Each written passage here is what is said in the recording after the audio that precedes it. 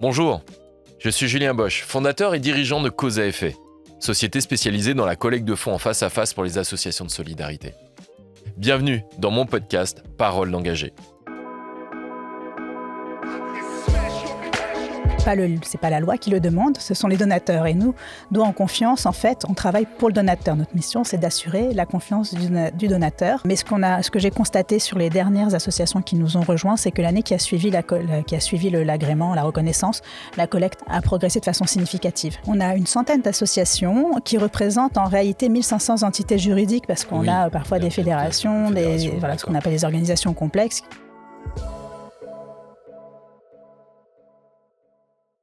Bonjour à toutes et à tous et bienvenue dans ce nouveau numéro de Parole d'engagé. Aujourd'hui, j'ai le plaisir de recevoir Rachel Guez. Bonjour Rachel. Bonjour Julien. Comment ça va ? Super. Et toi ? Impeccable. Bon, on est parti pour repasser un moment ensemble. Donc Rachel, déjà, est-ce que tu peux te présenter ? Oui, je suis Rachel Guez et je suis directrice générale de Don en confiance depuis un peu plus de 3 ans. D'accord. Et donc, ce que je te propose avant de parler de Don en confiance, c'est de parler un petit peu de toi, parler un peu de ton parcours. Qu'est-ce qui t'a amené jusqu'au Don en confiance ? Avec plaisir. Alors, mon parcours, si on le lit de façon linéaire, il peut paraître un peu décousu, mais il y a quand même un fil rouge qui est celui de l'intérêt général. J'ai grandi dans un mouvement scout, donc d'accord. Donc c'est des choses qui marquent et qui structurent. Quand tu as dit que tu as grandi, c'est-à-dire tu... De 12 à 20 ans, d'accord, et puis encore après en tant que bénévole. T'as continué encore après récemment même. D'accord, tu continues encore membre du CA, oui. C'est super. Voilà, donc c'est un engagement, un scout un jour, scout toujours, c'est un engagement à vie. Et c'est un engagement qui marque dès l'adolescence, dès les plus jeunes années, et qui porte vers les autres. D'abord vers son équipe, puis ensuite, de manière plus générale, qui porte à s'ouvrir sur le monde et à réfléchir et à agir. Tu as grandi en région parisienne ? Oui, en région parisienne. En région parisienne, ouais. D'accord. Et scout donc en région parisienne ? Oui, tout à fait, avec des camps évidemment à la campagne. Bien sûr. Parce que sur le bitume, c'est moins pratique de planter les tentes. D'accord. Mais voilà. Ok. Et donc après, qu'est-ce que tu as Et puis j'ai fait une prépa. Alors d'abord une prépa Sciences Po, toujours avec cette idée qui était déjà là d'intérêt général, de travailler pour la chose publique. Et puis finalement, je suis entrée en école de commerce où j'ai appris beaucoup de choses qui m'ont été évidemment utiles par la suite. Mais je n'avais pas perdu cette idée de faire des choses pour les autres. À titre d'exemple, quand on devait faire un mémoire en marketing, mes potes travaillaient sur des sujets de marketing de luxe ou de grande distrib, etc. C'était les sujets porteurs. Et moi, j'ai fait un mémoire sur le marketing de la sécurité routière. Donc voilà, j'avais quand même toujours cette idée de faire des choses qui, pour moi, faisaient sens et semblaient utiles. Donc, en sortant d'école de commerce, j'ai rejoint un grand cabinet de conseil et j'avais choisi ce cabinet parce qu'à l'époque, c'était celui qui mettait en avant un département dédié à ce qu'on appelait government, c'est-à-dire à l'administration publique, etc. D'accord. Et puis quand je suis arrivée là-bas, en fait, c'était les balbutiements, l'offre était en train de se construire et il n'y avait pas encore de contrat, donc j'ai fait d'autres choses et j'ai travaillé pour des organisations qui étaient en transformation. Donc ça a été très, très formateur et ça m'a très structurant aussi. Et puis de fil en aiguille, j'ai aussi travaillé dans l'industrie. Et puis un jour, je me suis lancée en tant qu'entrepreneur, entrepreneur social. J'ai créé une société de service à la personne. Et je me suis aperçue, alors que j'avais créé cette société pour essayer d'apporter des solutions aux cadres pour équilibrer vie privée, vie pro en les délestant des charges domestiques, je me suis aperçue qu'en fait, ce que j'apportais, c'était un métier à des personnes qui étaient issues de parcours migratoires compliqués, qui avaient besoin de se stabiliser, d'avoir un revenu fixe, etc. Ça a donné une toute autre dimension à mon engagement entrepreneurial. Et puis, donc, cette société a vécu un petit moment. Et quand j'ai cherché à rejoindre le salariat, pour des raisons d'équilibre vie pro, vie perso, également, je vois de quoi tu parles, tout à fait. J'ai rejoint une fondation médico-sociale qui était intéressée par mon profil à la fois de connaissances fines des organisations et du monde de l'entreprise et des grosses organisations, aussi des transformations et de l'entrepreneuriat social et du monde social et médico-social par ricochet, en m'étant occupée de personnes âgées à domicile, je connaissais un peu ça, pour structurer un département de services à domicile en complément de l'offre d'hébergement et d'accompagnement des personnes vulnérables qui étaient prises en charge par la Fondation. D'accord. C'était passionnant. Bah, j'imagine. Surtout les années Covid. D'accord, voilà. Oui, tu étais dans surtout ces les années ouais. Covid qui ont été très, très intenses et très enrichissantes et qui ont permis aussi de mettre un coup d'accélérateur sur des projets qui étaient dans les cartons, mais on n'avait jamais le temps de les faire et puis c'était pas la priorité, etc. Et c'était en l'occurrence des projets qui permettaient de faciliter l'engagement bénévole. Et là, ça a pris tout son sens, en fait. La mise en relation de bénévoles avec des personnes âgées isolées, ça a pris tout son sens pendant la période Covid. Tu m'étonnes. Ouais, c'est sûr. Donc, c'était super chouette de pouvoir réaliser ça. Puis en 2022, j'ai eu l'opportunité de rejoindre Don en Confiance, de prendre la direction. Par une annonce, mais en fait, je l'avais déjà vu sur un FNAF, un Forum national des associations et des fondations. D'accord. Je l'avais déjà repéré, puis je l'avais oublié. Puis quand j'ai vu l'annonce, ça a fait tilt et je me suis dit, pourquoi pas. Je trouvais que c'était une belle opportunité de mettre de mes compétences, mes expertises que j'avais développées à travers mes différentes expériences professionnelles, au service, cette fois-ci, pas d'une action terrain, mais un peu d'une tête de réseau, pour pouvoir divulguer au plus grand nombre, et en l'occurrence à la centaine d'associations dont en confiance, des bonnes pratiques, une déontologie, les inspirer pour les amener vers plus d'impact, les aider à structurer leur développement, etc.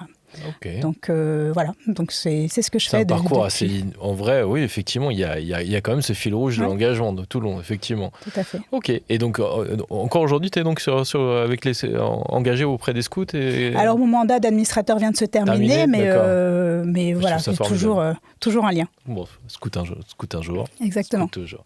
Parfait. Alors, donc, et le don en confiance, alors comment tu pourrais nous présenter aux gens qui ne connaissent pas le don en confiance? Alors on connaît tous, en tout cas dans le milieu du travail de la collecte de fonds, on connaît tous ce macaron bleu du don en confiance, mais en vrai qu'est-ce que c'est le don en confiance? Comment tu peux nous présenter? Alors le don en confiance, ça a plus de 35 ans, donc les plus anciens d'entre nous connaîtront peut-être plutôt le comité de la charte, qui s'appelait avant le comité de la charte de déontologie des organisations faisant appel à la générosité du public. Le nom le plus long que l'histoire a porté, je pense. C'était un nom très années 80, très bureaucratique des années 80.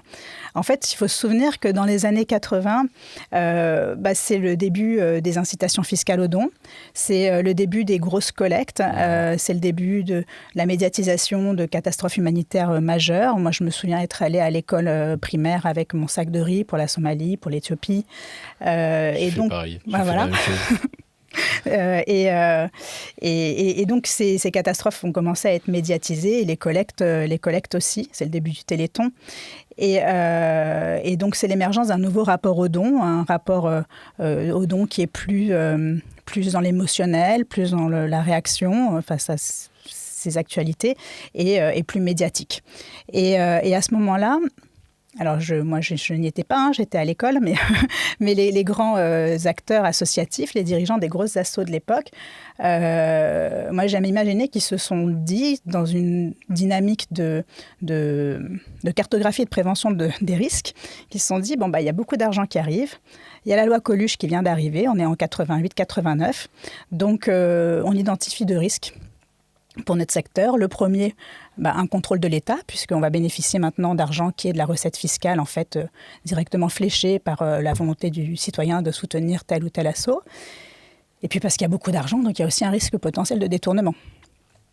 Et ils ont été plutôt clairvoyants, puisque dans les années 90, on a connu le scandale de l'Arc quand même, et la Cour des comptes a commencé à exercer ses contrôles sur les associations. Donc ils ont bien fait de se dire en 89, on va essayer de se prémunir de ces risques potentiels en décidant de notre déontologie, en s'écrivant une charte de déontologie, en décidant volontairement de s'appliquer des bonnes règles pour se prémunir de ces risques-là.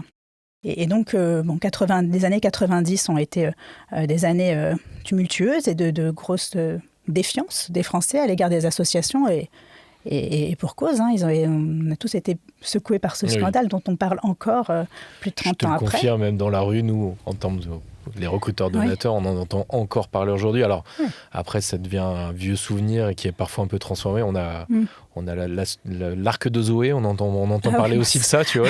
Voilà. Les petits amalgames. Voilà. Mais c'est vrai que c'est un traumatisme qui est français, qui est très franco-français en vrai, qu'on ressent encore aujourd'hui, effectivement, quand on interroge les personnes dans la rue. Effectivement. Et ça s'est ancré dans une mémoire collective.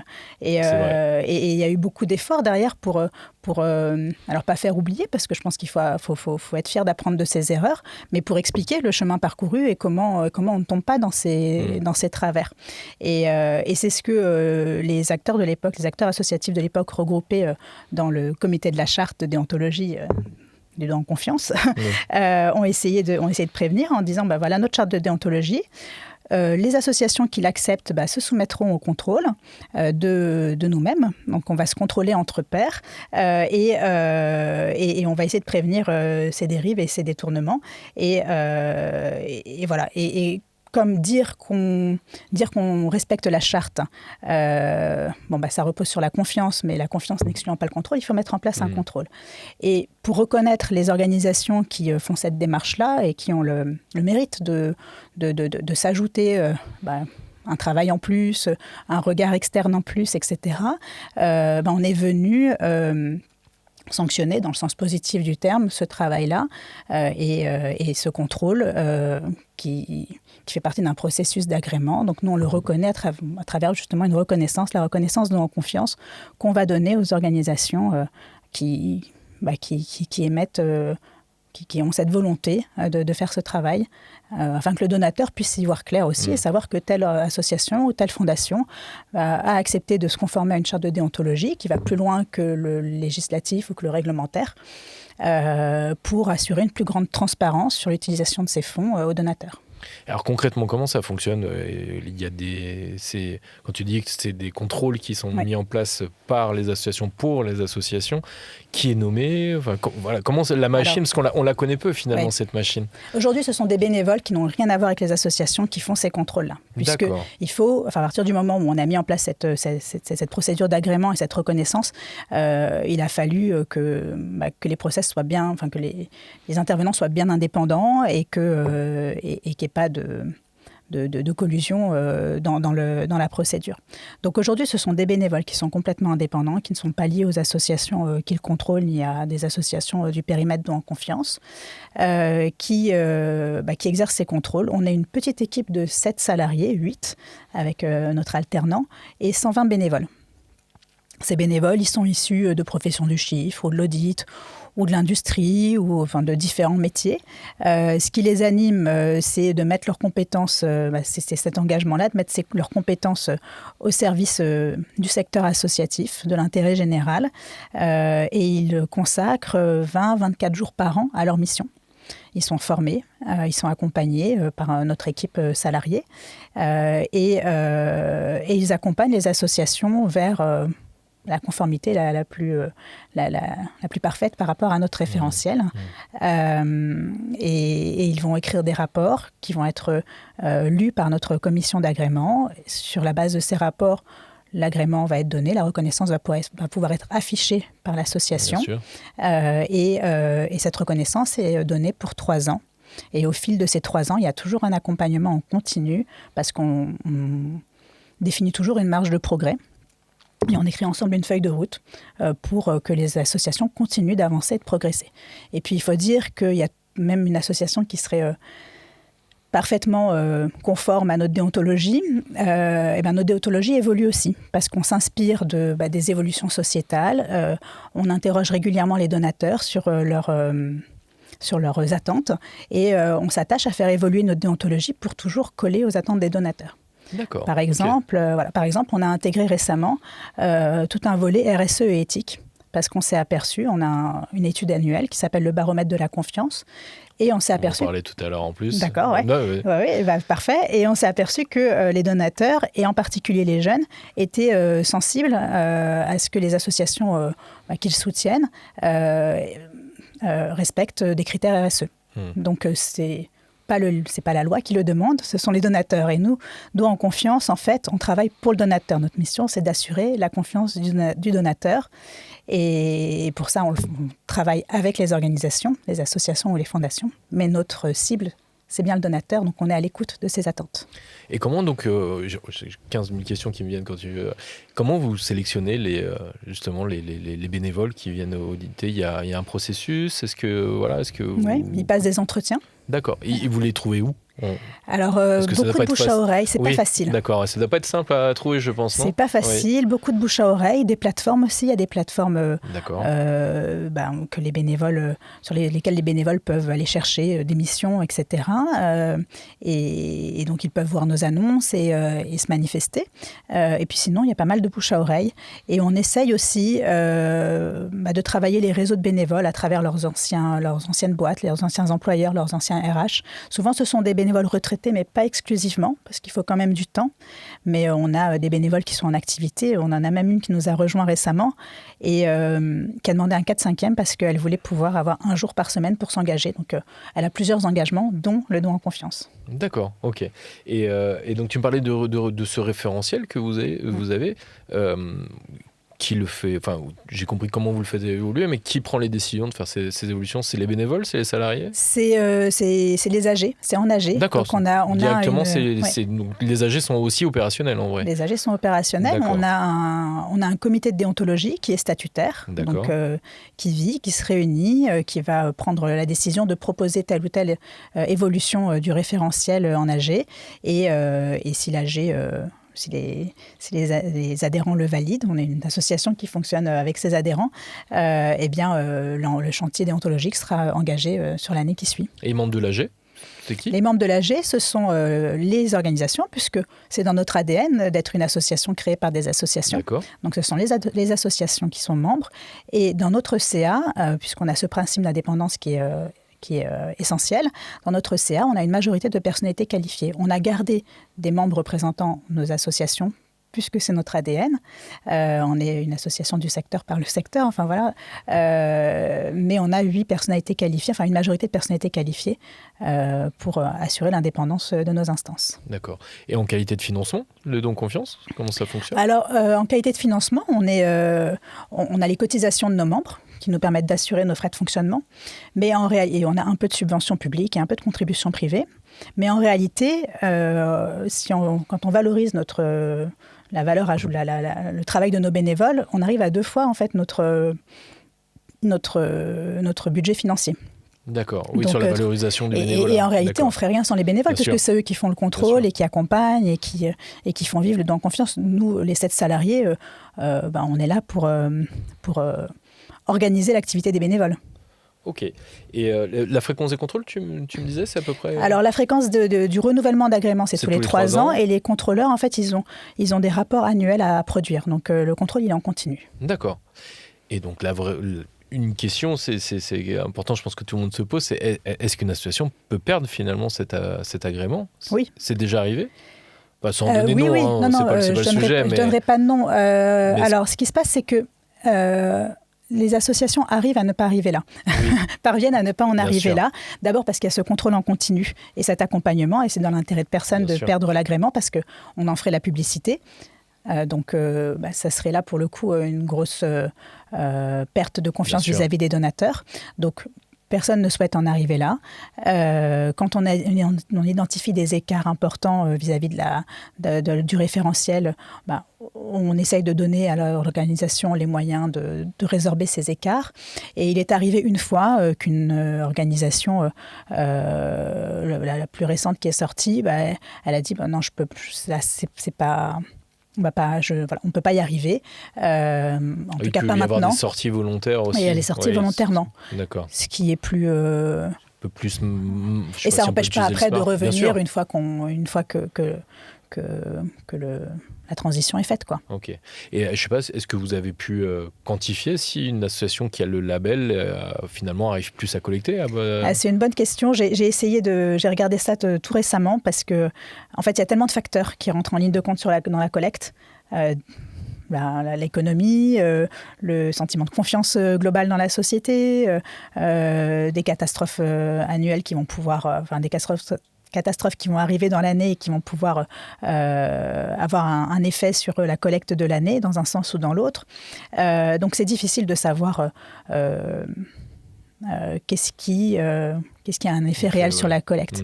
Mais ce que j'ai constaté sur les dernières associations qui nous ont rejoints, c'est que l'année qui a suivi l'agrément, la reconnaissance, la collecte a progressé de façon significative. Moi, ce que j'entends de façon très humble, c'est que ça veut bien dire qu'une association qui rentre dans la démarche don en confiance, d'agrément don en confiance, eh bien, en fait, ça participe d'une démarche globale, en fait, de structuration de ses activités, de réflexion en interne sur comment on communique vis-à-vis du donateur, comment on est transparent vis-à-vis du donateur, etc. Et je pense que voilà, c'est une part d'un tout qui a un effet probant sur la collecte. D'accord. Et je pense qu'il y a 2 pans aussi sur le pan contrôle, effectivement, mais c'est peut-être aussi de se faire connaître par le grand public, parce que pour pouvoir justement attirer cette confiance, c'est une forme de communication, je suppose, qui est mise en place. Est-ce que tu peux nous en parler un peu de vos actions de communication ? Oui. Alors on sait qu'on souffre d'un déficit de notoriété vis-à-vis du grand public, parce qu'on s'est surtout concentré à se faire connaître comme du secteur associatif, parce qu'on est une émanation du secteur, et donc on s'est d'abord tourné vers le secteur associatif, et ça coûte beaucoup plus cher, c'est beaucoup plus coûteux en termes d'efforts et de ressources de communiquer grand public. Néanmoins, là, en novembre 2025, on a une campagne dans le métro parisien.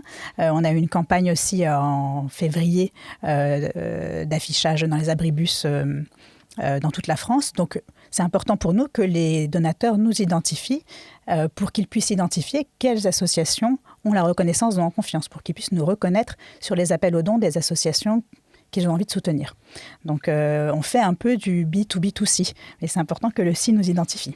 C'est sûr. Après, l'avantage, c'est que le don en confiance reste des mots qui parlent tout de suite aux donateurs. C'est-à-dire que là, pour le coup, on n'a pas forcément besoin de trop expliquer, finalement, ce coup de tampon, si on peut l'appeler comme ça, marqué don en confiance, il est quand même assez explicite quand même. Oui, tout à fait.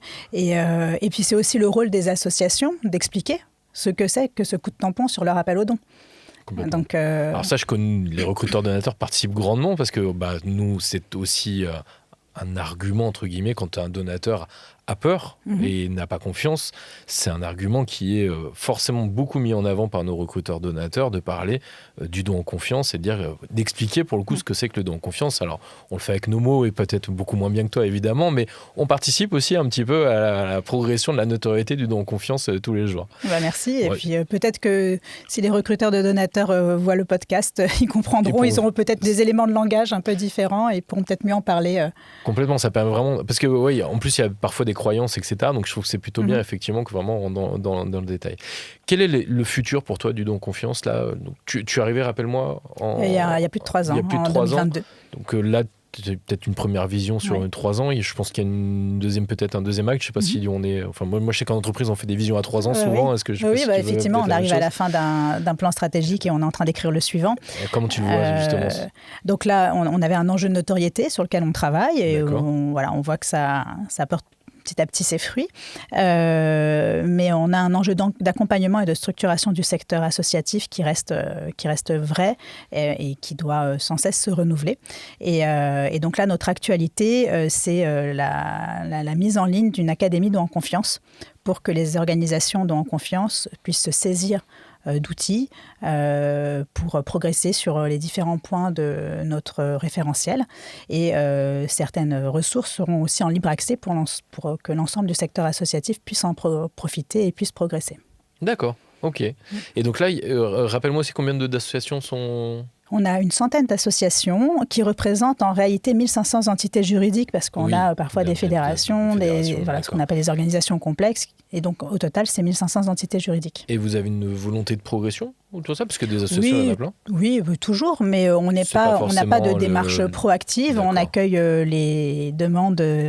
des candidatures des associations. Après, il y a tout un process d'examen de la candidature, de diagnostic de leur pratique par rapport à notre référentiel, d'évaluation la hauteur de la marche à gravir. Et puis, on les accompagne dans ce chemin-là, et qui, la plupart du temps, aboutit. Mais voilà, on a des exclusions statutaires, en fait. On s'occupe, nous, dans notre périmètre, on fait rentrer des organisations qui collectent au minimum 153 000 €. D'accord. Parce que notre cible, c'est quand même le donateur, donc il faut qu'il y ait des donateurs, qu'il y ait un peu de donateurs. Et parce qu'on veut passer après le travail d'un commissaire aux comptes qui aura certifié les comptes. Chacun son boulot, et nous, on arrive après.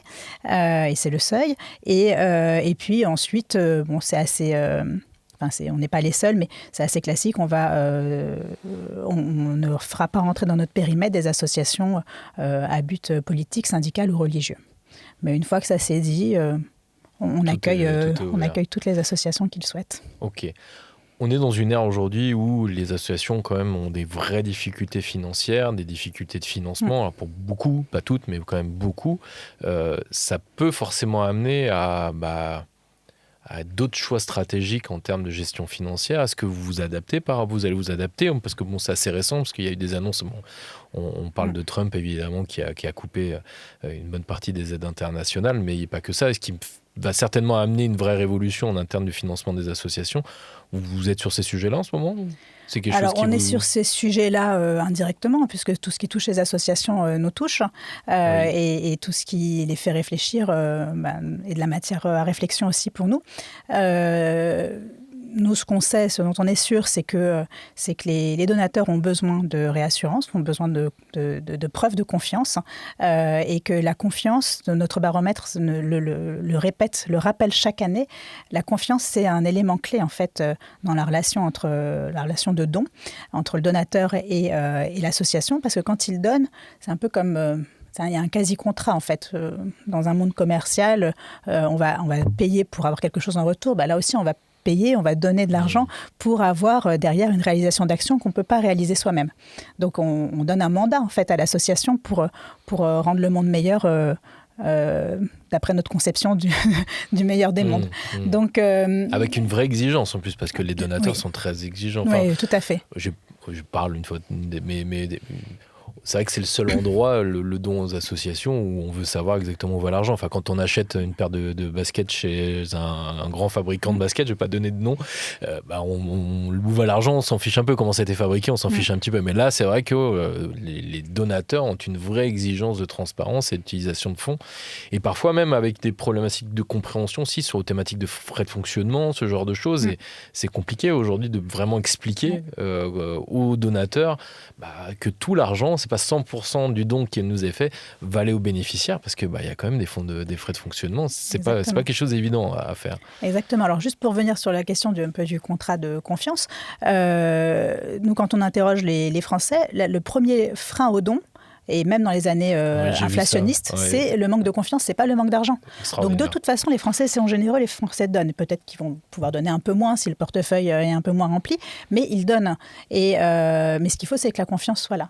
Et pour répondre à ton point sur la transparence, oui, c'est ce qu'ils demandent. Ils demandent une transparence. Et nous, on demande aux organisations dont on a confiance d'être transparentes. On leur demande d'être transparentes et d'être claires aussi.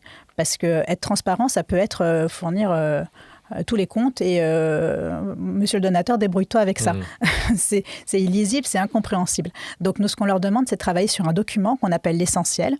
C'est un résumé on va dire financier et d'activité sur 4 pages qui rend compte de l'activité de l'année, des finances, qui rend compte de l'utilisation des dons, de la part dévouée aux frais de fonctionnement, aux frais de collecte, parce que c'est important, et qui explique aux donateurs, voilà, s'il y a des variations d'une année à l'autre, qui l'explique dans des termes simples, clairs, transparents, compréhensibles pour tout le monde, parce que c'est important d'avoir un donateur éclairé qui sait à quoi sert son argent. Après, nous, on se rend compte dans la rue quand même, on a affaire à toute la population. Là, pour le coup, c'est l'avantage de la collecte en face à face, c'est qu'on a affaire au monde entier finalement, qu'on est dans la nécessité de vulgariser aussi ça. C'est-à-dire que beaucoup de gens ne comprennent pas forcément ces notions un peu budgétaires, de gestion financière, etc. Et évidemment, ils vont se rattacher à ma grand-mère m'a dit qu'il connaissait un oncle qui connaissait un voisin qui a vu qu'un tel avait piqué dans les caisses de telle association. On se retrouve toujours un peu avec des croyances un peu populaires. Et on m'a dit que, et me sert finalement de justification à pas donner, parce que souvent c'est une justification pour ne pas donner. Et c'est vrai travail aujourd'hui aussi des recruteurs donateurs de vulgariser et de pouvoir parler très simplement de la transparence avec les failles aussi des associations, parce que y a des assos qui ont des failles et ça arrive. Et en vrai, on se rend compte que quand on est transparent aussi par rapport aux failles, les gens le comprennent tout à fait, quoi. Qu'on est une entreprise alors on dit des associations humanitaires, mais c'est aussi des entreprises humanitaires avec des humains. Et l'humain, il n'est pas parfait. On a tous des humains partout et c'est pas parfait. Et on se rend compte que quand on explique bien finalement au donateur, il comprend aussi que ça peut pas être toujours géré au cordeau, au centime près. Et il passe à l'acte de devenir donateur quand il comprend ça. Et je trouve que c'est vraiment un élément important aujourd'hui dans l'explication, la vulgarisation du quotidien finalement des associations. Enfin, quand tu vas travailler au fin fond d'un pays un peu difficile, c'est difficile de pouvoir garantir que le moindre euro aille vraiment à la personne qui en a vraiment besoin, quoi. C'est toujours un peu difficile. Mais bon. Ok, on va revenir un peu sur toi.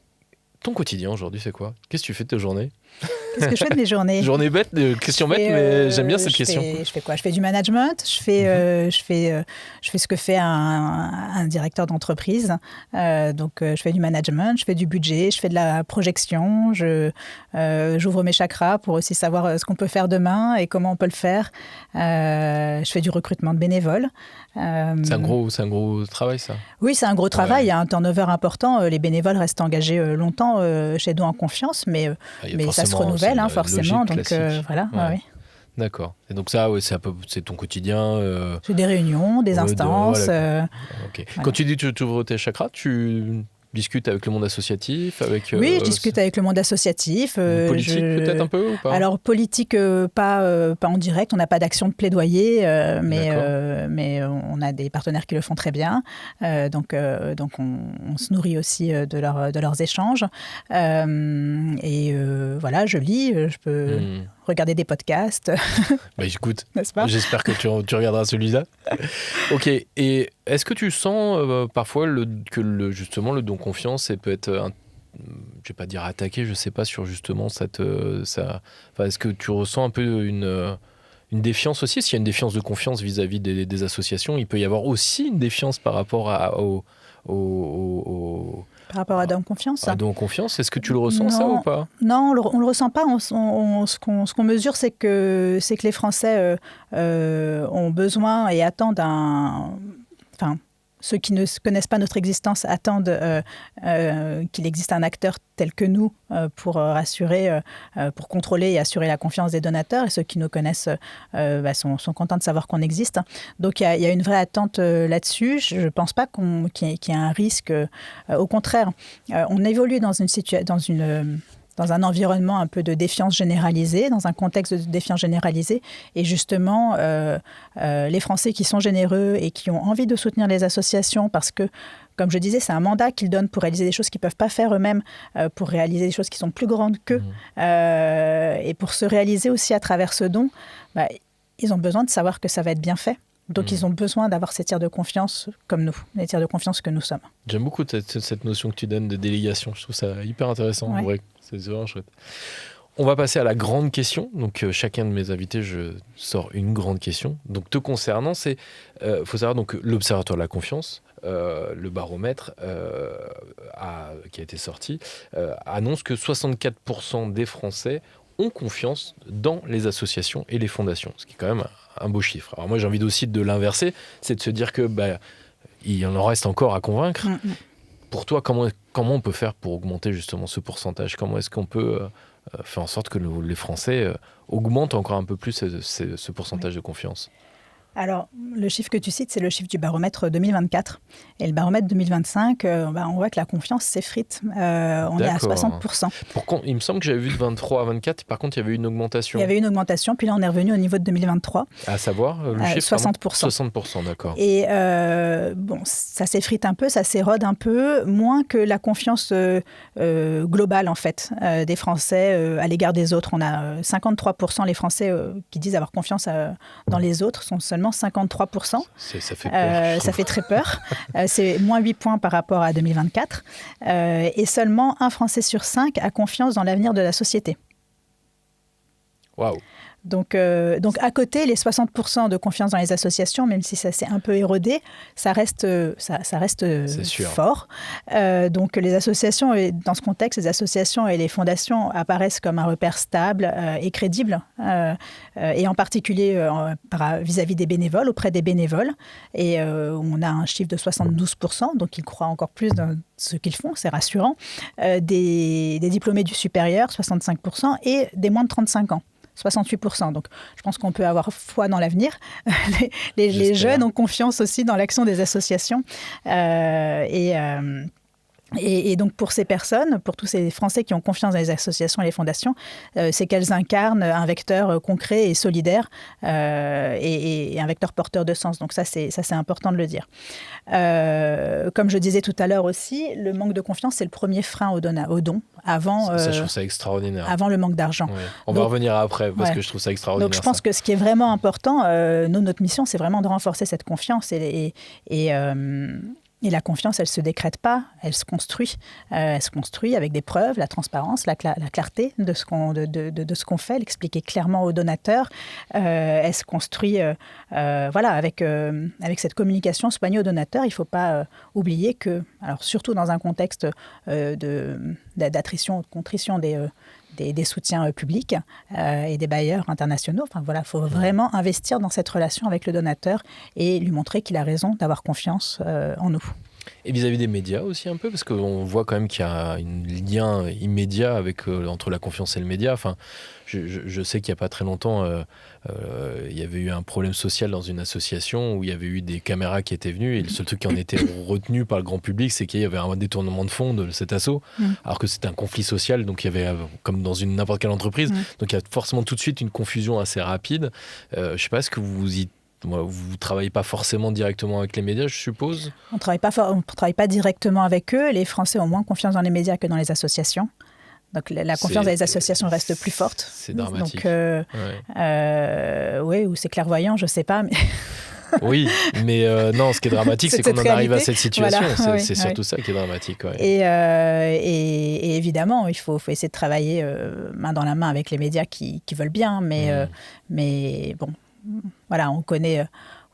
j'en sais rien. Il y a certainement des gens qui travaillent très bien dans les médias, mais voilà, il y a aussi des logiques économiques derrière. Et les sujets à sensation, enfin voilà, tout ça, c'est pas forcément, ça se construit pas forcément sur des bases réelles. Ouais, on en est aussi parfois victime aussi dans la collecte de fonds en face à face, parce que effectivement, c'est assez facile de venir et d'étayer un petit peu le papier. Alors, pas tous, on a eu des très jolis trucs, mais parfois, malheureusement, on était victime aussi un peu de ça. Donc c'est vrai que c'est un peu dommage. Mais je pense que c'est important d'embarquer les médias quand même, malgré tout, sur cette confiance, parce que beaucoup de gens établissent aussi leur opinion par rapport aux médias, même s'ils peuvent dire qu'ils n'ont pas confiance, malgré tout, ça les imprègne. Et on entend souvent des points de vue qui sont mis en place par certaines personnes en disant je l'ai vu à la télé, ou je l'ai vu sur Internet, j'ai vu sur... Puis bon, on a des partis politiques qui sont très forts en ce moment sur des réseaux sociaux, donc, et qui sont en pleine progression, je pense en partie aussi grâce à ça. Donc, voilà. Réseaux sociaux, cette communication-là Réseaux sociaux, oui, on commence. On commence. Ça prend du temps, mais on est sur Instagram. Pour nous, c'est important de parler aux donateurs sur Insta, de leur expliquer à quoi servent leurs dons, comment leur parler de l'action des associations qu'ils soutiennent. Et donc, on essaye de construire un lien comme ça avec le donateur sur Insta, mais ça prend du temps. Oui, c'est sûr. Avec les moyens limités dont on dispose, ça prend du temps. D'accord. Tu parlais du manque de confiance qui était le frein le plus important que l'argent. Je trouve ça extraordinaire. Pareil, nous, en face à face, allez, j'ai envie de dire, je sais pas si je me lancerai à lancer un pourcentage, mais la majorité du temps, les gens, quand ils ne souhaitent pas devenir donateurs, c'est qu'ils nous annoncent un manque d'argent. Et c'est assez rare, finalement. Les gens qui s'arrêtent avec nous, ceux qui n'ont pas confiance ne s'arrêtent pas.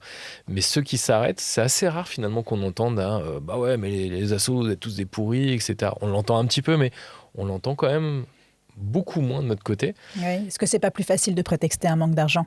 Cela, comme ça, oui. dans l'immédiateté d'un échange sur le trottoir. Mais c'est pour ça que je trouve ça très intéressant, parce que c'est aussi au message de nos recruteurs donateurs qui parfois simplement traitent finalement le problématique liée à le manque d'argent. Et en vrai, parfois, ça peut cacher un manque de confiance vis-à-vis de l'association. En vrai. Parfait. On va passer à la suite. On a un jeu avec nos invités, c'est qu'on a des cartes. Voilà, on te l'a un peu expliqué. On a des cartes avec des personnalités et on a des cartes aussi avec des sujets divers et variés. Déjà, par quoi tu veux qu'on commence ? Alors, une carte de chaque, personnalité. Les personnalités. On va voir. Je mélange un petit peu histoire d'eux. Alors, il y en a une, je sais que si jamais tu tombes dessus, je pense ça sera d'actualité. Je ne sais pas si tu es tombé sur... Robert Badinter. Ah, c'était pas celle-ci, mais ça me va bien. Robert Badinter, hein, quel homme. Quel homme. Quel mensch. Tout à fait. Quel mensch. Qu'est-ce que ça inspire pour toi, Robert Qu'est-ce que ça Badinter ? Ça inspire une force incroyable d'être allé à contre-courant, d'avoir imposé des idées contre-intuitives à l'époque, que peu remettraient en cause finalement aujourd'hui, sauf dans des cas extrêmes, et d'avoir tenu son combat, vaille que vaille, pour faire valoir son idée de l'humanité, malgré son histoire personnelle en fait. C'est un personnage d'une humanité extraordinaire et qui a réussi à transférer un petit bout de son humanité aux Français. Et inscrit dans la Convention, aujourd'hui dans la Constitution. C'est là, on a même dans la Constitution un petit morceau de Robert Badinter, effectivement. Aujourd'hui, c'est quand même remis en question. Enfin, son décès a amené aussi des débats qui étaient un peu surréalistes à mon goût, mais bon, après, ça reste à mon goût. Je sais pas, ça t'inspire quoi ? C'est remise en question finalement de cette humanité, parce que moi, je partage complètement ton avis sur l'humanité de ces décisions. Alors moi, j'ai envie de rester l'optimiste que je suis.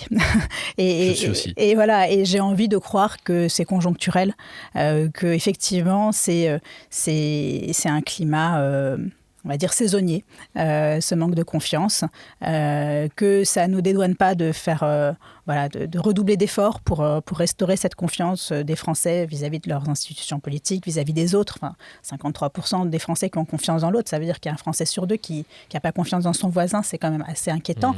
Donc je pense qu'encore une fois, il faut des preuves de confiance, il faut réenchanter le quotidien. Enfin, ça peut paraître un peu bisounours ce que je dis, mais je pense qu'il faut vraiment passer par ces actions-là pour faire comprendre que la vie n'est pas celle que les réseaux sociaux nous vendent. Et donc confiance à sa part, clairement, donc, confiance encore à sa plus part de rôle à jouer aujourd'hui, oui, je trouve. Tout à fait. L'impact que va avoir le don confiance justement sur les grands sujets qu'il y a aujourd'hui, je trouve, est extraordinaire. Oui, j'espère bien que grâce à ce logo, cette reconnaissance qui est visible sur les campagnes des associations qui font cet effort de se conformer à des exigences déontologiques assez élevées, de se soumettre à un contrôle régulier, etc., que tout ça va être visible par les donateurs qui vont avoir envie de soutenir ces associations qui œuvrent au quotidien pour réenchanter le monde, on peut le dire. Écoute, j'espère que Robert Badinter, en tout cas, est fier du don confiance. On est un peu éloigné de son combat, mais... Mais c'est un combat quand même, malgré tout. Ok, je te propose d'avoir aussi un sujet. Hop. On est sur... les prochaines élections municipales. Alors, on les a mis parce que, pour le coup, je pense que c'est un vrai sujet d'actualité aussi, aussi dans notre quotidien, en vrai. Qu'est-ce que on risque d'assister à des débats polarisants, et donc vecteurs de division et d'éloignement en fait des Français. Et peut-être détourner aussi, on l'avait mis aussi dans ce sens-là, c'est-à-dire qu'on l'avait mis parce que nous, on est particulièrement un peu touchés par ça, parce que souvent, les années d'élections municipales, l'accès au face-à-face est un peu plus limité, finalement. Et ça polarise la discussion publique aussi, et ce qui fait que, en vrai, les problématiques du sans domicile fixe, ou encore plus tu vois, des droits de l'homme, tiens, en parlant de Robert Badinter, finalement s'éloigne complètement et on nous empêche un petit peu aussi de pouvoir mettre ce débat-là dans le débat public. Alors quand même, ce qui est intéressant sur la question des municipales, c'est que dans notre baromètre, quand je dis que les Français ont 60%, font confiance aux associations à 60%, il y a quand même deux autres institutions qui apparaissent avant les associations et les fondations. Ce sont les associations représentantes de consommateurs. Donc là, il y a une identification claire, etc. Donc si on n'a pas confiance dans ceux qui nous représentent et qui défendent les droits des consommateurs, ça pose question. Et le deuxième sur le podium, avant les associations et fondations, ce sont les collectivités locales. D'accord. Donc ça, c'est important de savoir que les Français ont confiance, donc font confiance dans leurs représentants politiques locaux pour agir sur la société. Et ce qui est important aussi de mettre en avant, c'est le lien très fort entre les collectivités locales et les associations de terrain. Et là, si le numéro 2 et le numéro 3 du podium se mettent ensemble, ils peuvent faire des choses formidables. Donc je pense que les collectivités locales souffrent aussi de financement plus rares et donc vont aussi devoir faire des choix. Mais je pense qu'elles ne doivent pas oublier les acteurs associatifs locaux qui font beaucoup pour la démocratie, pour les administrés, mais aussi d'une manière plus générale et avec un peu plus de hauteur pour la démocratie, pour le vivre ensemble. D'accord. Question que je pose aussi à tous mes invités, et question assez large, mais volontairement. Pour toi, être engagé, qu'est-ce que c'est ? Compliqué, hein ? On a eu des réponses très diverses et c'est très intéressant. Je crois que la première fois que j'ai vu, je ne sais pas quand j'ai entendu parler d'engagement, mais la première fois que j'ai vu ce mot-là, ça devait être dans Astérix. Ah oui. C'est Astérix Légionnaire, engagez-vous qui disait. Bon alors là, c'est un peu avec humour et puis c'est un engagement subi. Moi, je préfère qu'on parle de l'engagement qu'on choisit. L'engagement, c'est pas que le militantisme. Enfin, on peut avoir l'image du militant dans la rue avec sa pancarte qui manifeste. C'est une forme d'engagement, mais c'est pas que ça, l'engagement. Je pense que l'engagement, il est protéiforme. S'inscrire à un cours de sport et se dire j'y vais et respecter son engagement vis-à-vis de soi-même, c'est un engagement. Dire je vais conduire mon gamin à son anniversaire ou à son activité, etc. On prend un engagement. Après, il faut tenir parole. Donc, je pense que dans l'engagement, il y a une notion de respect vis-à-vis de la parole qu'on a dite ou qu'on s'est dite. Et puis, il y a une notion de projection aussi, parce que si je prends l'engagement le plus basique, là, l'exemple du cours de sport, j'imagine qu'à travers cette activité sportive, après, je vais me sentir mieux, ça va me permettre... voilà. Donc, il y a une projection, et il y a une projection, évidemment, qui est... dans le sens d'une amélioration. Donc on croit dans ce pouvoir de transformation de notre action, de l'action pour laquelle on s'est engagé. Donc je pense que l'engagement, c'est un peu tout ça. L'engagement, il est protéiforme et puis il est multidirectionnel. On peut s'engager vis-à-vis des autres, mais aussi vis-à-vis de soi. Quand on s'engage vis-à-vis des autres, c'est aussi qu'on se réalise en partie. Donc il y a un pouvoir de transformation grâce à l'engagement. Il y a le fait d'être aligné, de mettre d'aligner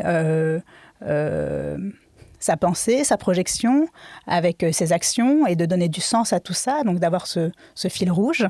Donc je pense que l'engagement, c'est un fil qui nous lie aux autres, mais aussi qui nous permet à nous de nous tenir. Et voilà, je pense qu'il y a un peu de tout ça dans l'engagement. C'est pas juste... c'est super ce que font les bénévoles, mais je veux dire, l'engagement, c'est pas juste émarger quand on prend sa mission bénévole, c'est tout ce qui va se passer autour de ça. Et même la veille, quand on va mettre son réveil pour aller aider, donc l'engagement, c'est ce lien aux autres, avec cette projection vers un avenir meilleur grâce à une action qui va transformer quelque chose. Et c'est ce lien à soi-même parce qu'on se réalise aussi à travers ça. Et la confiance que et la confiance, amène, évidemment, parce que si on n'a pas confiance dans ce pouvoir de transformation, on ne va pas le faire. on y croit. Donc, et puis ça renforce sa propre confiance, effectivement, aussi dans ce pouvoir dont on s'investit. Et quand quelqu'un donne un engagement, souvent, celui qui reçoit l'engagement fait confiance à celui qui est engagé. Exactement, ça crée, c'est le lien qui est créé, c'est le fil c'est la toile qu'on tisse, quoi, le fil qu'on lance pour créer ce lien de confiance. Ouais. Top. Et cette scout que tu étais petite, est-ce qu'elle est alignée avec aujourd'hui, finalement avec oui. Là, je suis très bien. Je suis très alignée. Mais moi, mon engagement a commencé, j'avais 5 ans, quand j'ai ramassé des détritus dans une rivière en bas de chez moi avec la WWF. C'est comme ça que j'ai commencé. Et je me disais à cette époque-là, mais qu'est-ce qu'ils font, les grands ? Et tous les jours, ce petit gamin-là me porte, en tout cas, toujours, pour pouvoir me dire, est-ce que tu es aligné par rapport à ce petit enfant qui était à 5 ans. Est-ce que tu es fier finalement de ce que tu es devenu par rapport à cet enfant qui avait, en regardant les gens, en disant mais qu'est-ce qu'ils font avec tout le problème qu'il y a, les baleines, etc. Qu'est-ce qu'ils font, quoi. Donc voilà, je trouve que c'est important de se remettre parfois aligné vis-à-vis de ce qu'on s'était dit quand on était gamin. Ok Rachel, on a une question aussi qu'on pose à nos invités, c'est est-ce que tu voudrais nous partager un événement, un moment marquant alors pas forcément de ta carrière, de ta vie, qui a noté cet engagement, qui a un événement marquant. Alors, j'ai plutôt choisir une période. D'accord. C'est la période qui correspond à la découverte du handicap de mon fils. J'ai 3 enfants et mon aîné est porteur d'un handicap. Et le parcours du combattant qui s'est mis en place à partir de ce moment-là. C'est un moment où je me suis beaucoup reposée sur les associations de terrain, sur les associations d'aide aux parents, aux aidants, etc. Et alors professionnels, leurs bénévoles, que ce soit pour le soin, pour l'accompagnement. Et c'est un moment où j'ai dû accepter, c'est une phase par laquelle on doit tous passer, accepter ma vulnérabilité et accepter de me remettre aux sachants et de me remettre à ceux qui connaissaient ça. Et accepter de me laisser guider. Donc j'ai dû faire confiance. J'ai dû leur confier les rênes, en fait, littéralement. Et en fait, c'était... Alors, on peut se sentir un peu faible à ce moment-là en disant « je ne sais pas faire et je suis obligée d'avoir recours à d'autres ». Mais en réalité, c'est un luxe incroyable de pouvoir se délester d'une partie de cette responsabilité, de cette charge mentale et de se dire « ouais, je n'ai pas de super pouvoir, mais il y a des gens qui sont là pour m'aider ». Et donc de construire, d'accepter en fait d'être en confiance avec ces gens-là, c'est pas une démarche évidente parce qu'on aimerait pouvoir tout maîtriser, parce qu'on est les premiers à se sentir sur la ligne de responsabilité, on est les premiers à être là. Et donc à travers leur engagement en fait, ils ont su gagner ma confiance. Et après, quand je me suis sentie moi-même en capacité de pouvoir aider à mon tour des personnes en situation vulnérable, je l'ai fait en pensant beaucoup à toutes ces personnes qui sont engagées autour du handicap, pour les aider à détricoter, à retisser. Et c'est toujours ce fil d'engagement, de l'engagement qu'on détricote, qu'on rembobine et avec lequel on tisse des liens. Et voilà, c'est une période de vie où j'ai compris le rôle essentiel des associations au quotidien. En réalité, on n'a pas besoin de traverser ces épreuves-là pour s'en apercevoir, mais moi, c'est comme ça que c'est ce qui m'a ouvert les yeux. De toute façon, on se rend compte, en plus, beaucoup de gens, pour le coup, aussi deviennent donateurs et d'un seul coup prennent beaucoup de confiance quand ils ont été bénéficiaires ou qui ont quelqu'un de leur famille ou de leurs proches qui sont devenus bénéficiaires. C'est là où on se rend compte du rôle essentiel aujourd'hui des associations. Des associations, mais d'autant plus. Et quand tu dis qu'on n'a pas de super pouvoir, en plus on se rend compte qu'il y en a qui en ont. Nous on ne les a pas, mais il y a des gens qui en ont quand même. Hein. Oui, tout à fait. Mais je pense qu'on a tous un super pouvoir, mais on l'a pas. Il y a des moments où on l'a pas, où on en a un autre. Enfin voilà. On en a peut-être d'autres. C'est ça que je veux dire. C'est un peu discontinu, quoi, cette dotation de super pouvoir. Ouais, complètement. Mais c'est vrai que la confiance vient aussi quand on se rend compte qu'il y a des gens où on a l'impression qu'on n'a pas le pouvoir de faire changer quelque chose et qu'il y a des gens qui, eux, l'ont, ce super pouvoir. Et forcément, ça transfère la confiance. Quoi. Et faire confiance, c'est un pouvoir aussi. C'est ce qu'on apprend aussi. Complètement. Accepter de faire confiance, de s'en mettre à l'autre, et c'est quelque chose de fort aussi. Super. Merci beaucoup de nous avoir partagé ce moment. Merci. Comme tu sais, on est recruteur donateurs. T'en rencontres ? Parfois, ils nous écrivent. Des recruteurs donateurs? Des recruteurs donateurs, non, des donateurs, je pensais. Non, les recruteurs donateurs. J'en croise dans la rue, oui. Tu as pris le temps de t'arrêter? Oui. Tu as déjà discuté un peu avec eux? Oui, j'ai déjà discuté avec eux. Je trouve ça très intéressant comme démarche. Je les trouve très bien formés. Je trouve qu'ils connaissent très bien les causes pour lesquelles ils recrutent des donateurs. Je me suis amusée aussi à les faire parler un peu de dons en confiance, etc. quand c'était opportun et quand j'avais le temps. Et oui, vraiment, je trouve qu'ils font bien leur métier et avec le sourire. C'est pas évident. Complètement. Donc, moi, j'ai pas toujours le temps de m'arrêter. Soyons honnêtes. Pareil. Je vais être honnête, moi non plus. Mais quand je le fais, je passe un bon moment. Je ressors avec le smile. Parfois, j'ai donné, parfois pas, parce que parfois, c'est une association que j'ai déjà soutenue, pour X ou Y raison. Mais en tout cas, de voir la pêche qu'ils ont, ça donne la pêche. Et est-ce que tu as un mot à leur dire à ces recruteurs donateurs pour lesquels leur métier n'est pas évident? Non, il n'est pas évident. Ils sont tout simplement, ils ont une gestion de l'échec quasiment permanente. C'est vraiment quelque chose qui est difficile. Est-ce que tu as un mot à leur donner? Garder la confiance. faut y croire. Vous êtes, votre métier est important. Les Français sont généreux. Les Français ont besoin d'avoir confiance pour donner. Donc, vous avez l'occasion de leur parler en direct. Faut y croire et continuer d'avoir la niaque. Super. Pour le faire. Et on va s'arrêter là pour cet épisode. Merci énormément, Rachel. Merci. On voit bien ce qu'est le don en confiance. Et je trouve que c'était des vraies questions qu'on avait, en tout cas, dans notre métier, dans nos métiers de la collecte de fonds. Donc, merci pour ces éclaircissements, j'y arrivé. Et puis, qu'est-ce que je peux te souhaiter? Une équipe épanouie et alignée, c'est important. Complètement. Je partage ton avis. Merci beaucoup, en tout cas, pour ce moment. Et à bientôt. À bientôt, Julien. À bientôt.